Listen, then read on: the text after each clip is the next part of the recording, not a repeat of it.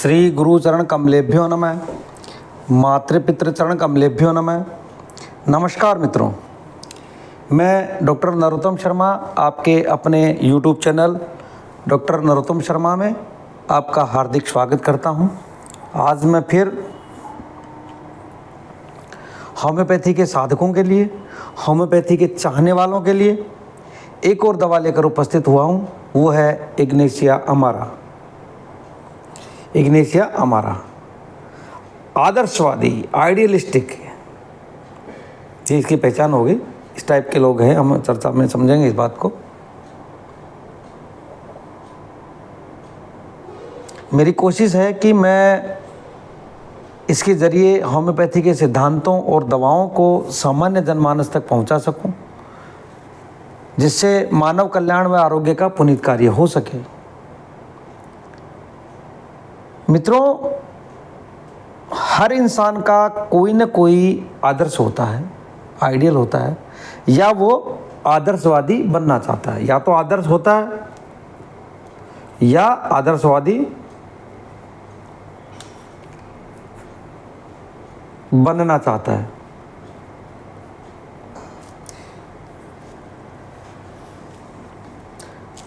आज हम लोग इसी प्रकार की दवा का विश्लेषण देखेंगे। आज हम बात करेंगे प्लांट किंगडम की एक दवा इग्नेशिया अमारा के बारे में, जो सेंट इग्नेशियस बीन से बनी है, जो कोचीन, चीन आदि में पैदा होने वाले वृक्ष के बीज होते हैं। मित्रों, इग्नेशिया के बारे में डिस्क्राइब करने से पहले हम देखते हैं कि इग्नेशिया चाहता क्या है। चाहता क्या है। इग्नेशिया पेशेंट अपने आप को एक आदर्श बनाना चाहता है। वो जो भी काम करे वो लोगों के लिए एक आइडियल हो, आदर्श हो। उसे अपने प्रॉमिस और कमिटमेंट का बहुत ज़्यादा महत्व होता है, और वो ड्यूटी बॉन्डेड, कर्तव्य से बंधा हुआ होता है। ये उसकी चाहत है कि एक आइडियल बनने के लिए। बेसिकली इग्नेशिया का पेशेंट सिंपैथेटिक यानी सहानुभूति वाला होता है, आइडियल डेलिकेट यानी नाजुक होता है, अफेक्शनेट यानी स्नेही, प्यार करने वाला या प्रेमी या स्नेहशील, नरम, कोमल, नज़ाकत वाला होता है। ये सारी चीज़ें या सारी खासियत इग्नेशिया में पाई जाती है। इग्नेशिया बहुत ही केयर करने वाला व्यक्ति होता है, चाहे वो उसके रिश्तेदार हों, दोस्त हों, परिवार वाले हों, वो सबकी केयर करता है और इसे अपनी ड्यूटी मानता है। केयर भी किस तरह की? अपना कर्तव्य मान के, कि मेरा कर्तव्य है। इग्नेशिया को समझने के लिए हम पहले इग्नेशिया के ड्रीम में जाते हैं। किस में जाते हैं? इग्नेशिया के ड्रीम में।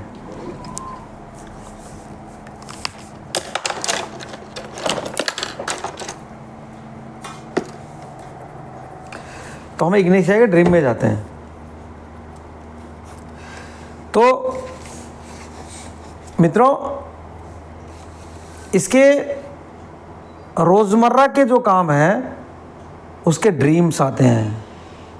उस काम के ड्रीम्स आने लगते हैं, उसको सपने में वही काम ही दिखता है उसको। Dreams of occupation, dreams of occupation, dreams of occupation.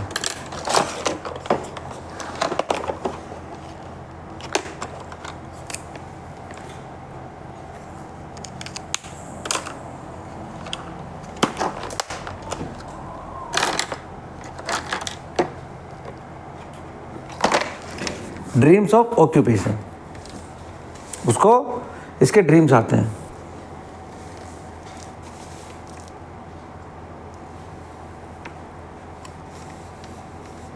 इसमें खास बात यह है कि जो ड्रीम वो देखता है जगने के बाद वो सपनों की दुनिया से पूरा बाहर नहीं आता, यानी उसके कॉन्शियस माइंड यानी चेतन मन और सबकॉन्शियस माइंड यानी अवचेतन मन के बीच का जो गैप बहुत कम होता है।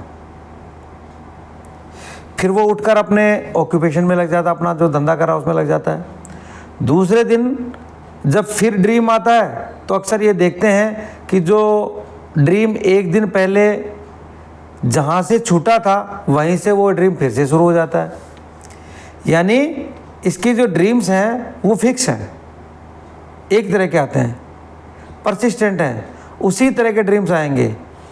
और इसको जो ड्रीम्स आते हैं वो हैं केयर एंड वरीज के, या तो किसी का काम करने के, केयर करने के, देखभाल करने के, या चिंताओं के बारे में। Care and worries, care and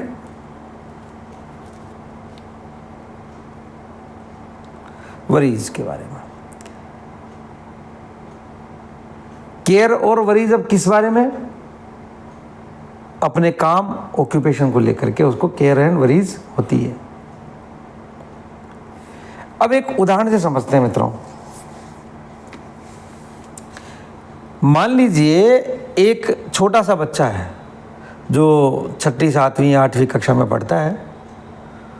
उसको सबसे ज़्यादा किस बात की चिंता होगी? उसकी स्टडीज़ की, उसकी पढ़ाई की चिंता होगी। अब वो एक आदर्शवादी स्टूडेंट बनना चाहता है, क्योंकि हर इग्नेशिया की पहली फेज वही है। कौन सी? आदर्शवादी बनने की, आइडियल बनने की चाहत। अब एक आदर्शवादी स्टूडेंट बनने के लिए उसे दिन रात पढ़ना है, तो उन चीज़ों का वो केयर करता रहता है और वो चीज़ें उसके सपनों में आती हैं। और वो सपनों में भी अपनी स्टडीज़ के बारे में, स्कूल में जो होता है उसके बारे में, आप अपनी पढ़ाई के बारे में देखता है। फिर समझिए छोटा बच्चा जब बड़ा होता है, युवावस्था में आता है और उसका ध्यान स्टडी से हटकर कहीं और चला जाता है। मान लीजिए बिजनेस में या प्रेम प्रसंग में किसी से अफेक्शन हो गया, लगाव हो गया,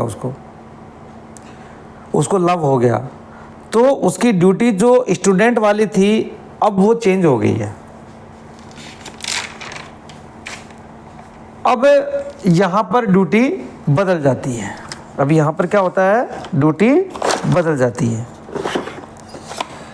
और ड्यूटी बदलकर वो लव फेज में आ जाता है ना, लव फेज में आ जाती है ड्यूटी। अब यहाँ पर ड्यूटी बदल जाती है और ये लव के सपने देखने लगता है, अपने लव पार्टनर के बारे में सपने देखने लगता है।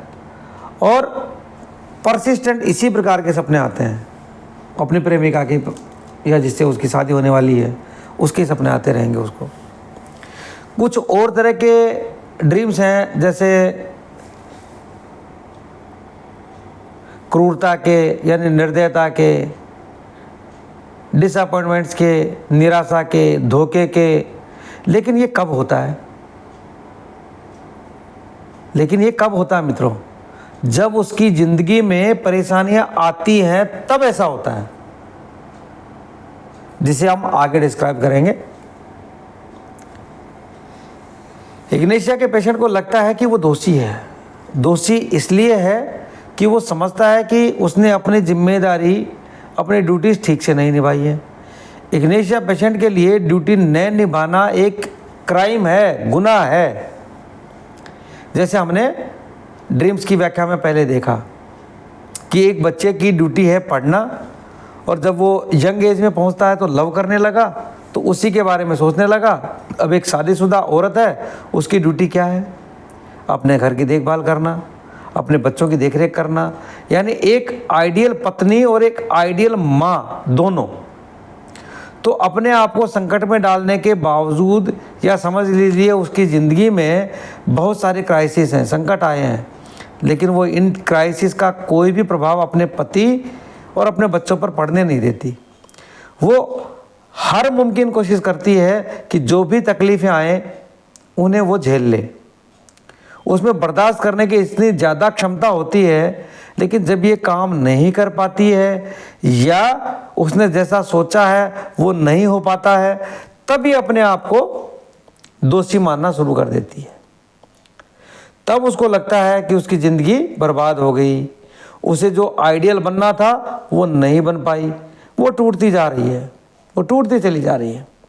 उसे लगता है कि अगर मैं अच्छी माँ, अच्छी पत्नी नहीं बन पाई तो मुझे संतुष्टि नहीं मिल पाएगी, मुझे मोक्ष नहीं मिल पाएगा। अब देखिए, मोक्ष तक की बात आ गई है। और ये सोच इतनी बढ़ती रहती है, दिन रात यही सोचना होता है, लगता है कि वो पागल हो जाएगी। अब तो हुआ, ये जो हुआ ये तो हुआ उसके काम के बारे में। अब एक और बात करनी है इग्नेशिया की। इग्नेशिया को ऐसा आभास होता है कि लोग उसे क्रिटिसाइज कर रहे हैं। अब देखिए, पहले तो आदर्शवादिता का भूत चढ़ा हुआ था उसको, फिर भाई मैं आदर्शवादी नहीं बन पाई तो मेरा मोक्ष नहीं होगा, मुझे संतुष्टि नहीं मिलेगी।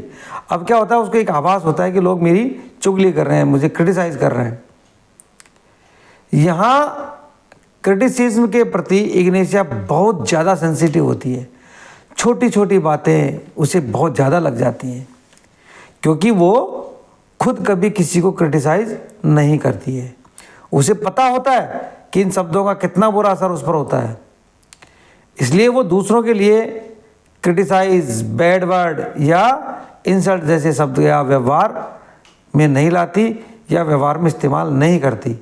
लेकिन जब उसको लगता है कि लोग क्रिटिसाइज कर रहे हैं, उसकी पीठ के पीछे उसकी बुराई कर रहे हैं, उसके दोस्त उसके बारे में बुरी बुरी बात कर रहे हैं, तब उसको डिल्यूजन होता है, एक भ्रम होता है कि उसके आजू बाजू के जो दोस्त हैं वो स्वार्थी हैं, सेल्फिश हैं, आस्तीन के सांप की तरह हैं। वो उसकी एक आइडियल छवि पे विष फेंक रहे हैं, उसके आदर्शवादी छवि को वो बनने नहीं दे रहे हैं, उसके आइडियल छवि को बदनाम, बर्बाद करने की कोशिश कर रहे हैं।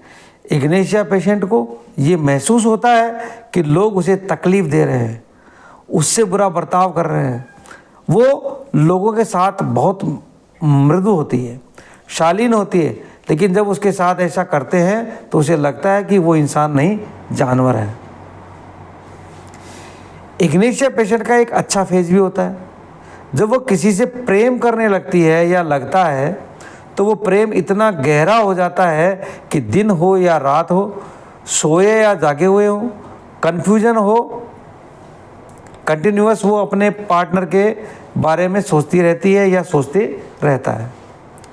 ख्यालों में वो अपने लवर को या अपने प्रेमी को अपना पति मान लेती है। ख्यालों में जैसे होता नहीं है, ये तेरी वाली, ये मेरी वाली, या तेरा वाला या मेरा वाला, और बाकी है कुछ नहीं।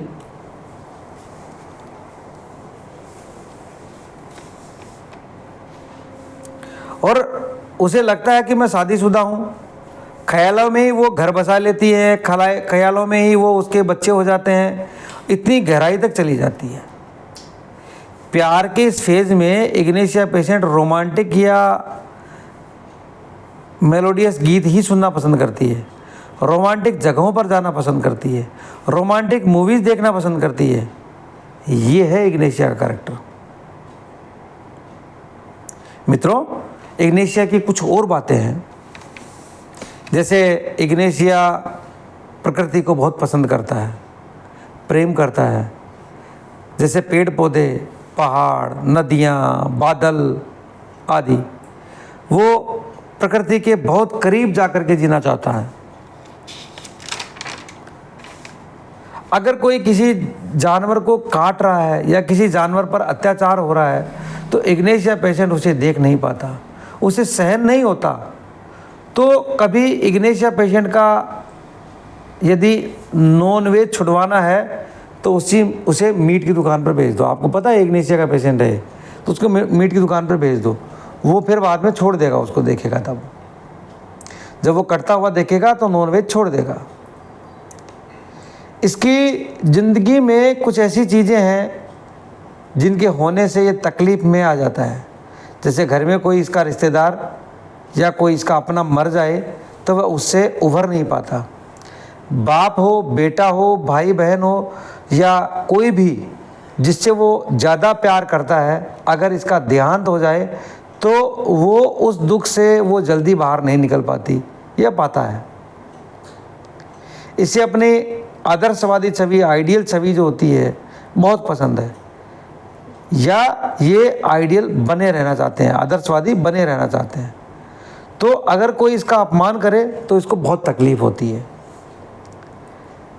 अपने बहुत ज़्यादा मदद करने के स्वभाव को लेकर ये लोगों का इतना ज़्यादा केयर करती है या करता है कि ये केयर और वरी कभी कभी इसकी परेशानी के सबब बन जाते हैं, परेशानी का कारण बन जाते हैं। ये अपने ऊपर, अपने रहन सहन, खान पान पर ध्यान नहीं दे पाती। इग्नेशिया पेशेंट बहुत सहनशील होता है, वो अपने आप को कंट्रोल करके रखता है। अगर किसी ने कुछ कह दिया तो बेलाडोना या स्ट्रेमोनियम उग्र हो जाते हैं, वैसे ये उस तरह से उग्र नहीं होता। ये अपने दुख को, अपने अपमान को अपने अंदर दबा के रखता है और चलते रहता है, परंतु इसे बाहर नहीं निकालता, क्योंकि उग्रता उसे पसंद नहीं है, क्योंकि ऐसा करना उसकी छवि को हानि पहुंचाएगा। इट विल हर्ट हर और हिज इमेज। मतलब वो उसकी छवि को नुकसान पहुंचाएगा। इसलिए आप बहुत कम देखेंगे कि इग्नेशिया का पेशेंट लड़ाई झगड़ा या वॉयलेंस में इन्वॉल्व है। ये बहुत कम देखने को मिलता है।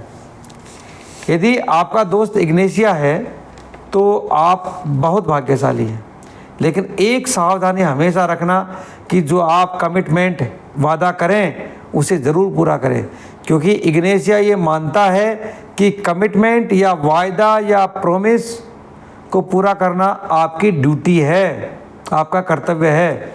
जब भी आप इसे तोड़ेंगे, इग्नेशिया पेशेंट आपसे दूर हो जाएगा। इसका आपको बहुत ध्यान रखना है। मित्रों, ये हर काम बहुत परफेक्ट करना चाहता है, इसे साफ सफाई पसंद है।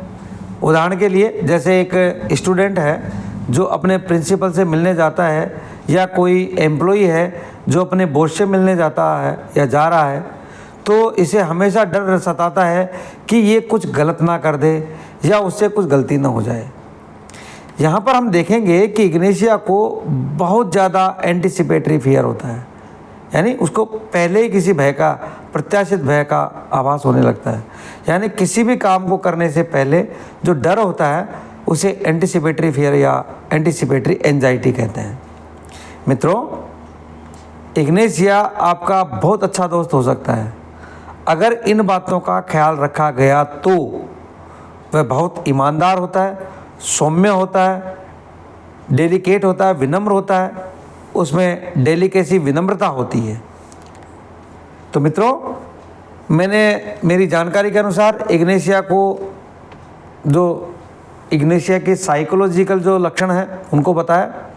यद्यपि ये लक्षण संक्षिप्त हैं, जब हम माइंड रूब्रिक्स की बात करेंगे, जब माइंड रूब्रिक्स जब समय मिलेगा तो माइंड रूब्रिक्स का एक अलग से क्लास शुरू कर देंगे, एक अलग से सीरीज़ शुरू कर देंगे माइंड रूब्रिक्स की, या उसका वीडियो बनाएंगे। तब हम दवा का या अन्य सभी दवाओं के व्यक्तित्व या अभिव्यक्ति की चर्चा करेंगे, जो थोड़ी लंबी होंगी। अभी जैसे आधा घंटे के लगभग, 20 मिनट के लगभग वीडियो बनते हैं, हो सकता है 4 घंटे का बने। इसलिए मैं वो सीरीज़ अभी नहीं शुरू कर रहा हूँ, जब शुरू करूँगा, जब ये कुछ वीडियो हो जाएंगे उसके बाद। यदि आपके कोई सुझाव हैं तो कमेंट ज़रूर करें, मुझे अच्छा लगेगा।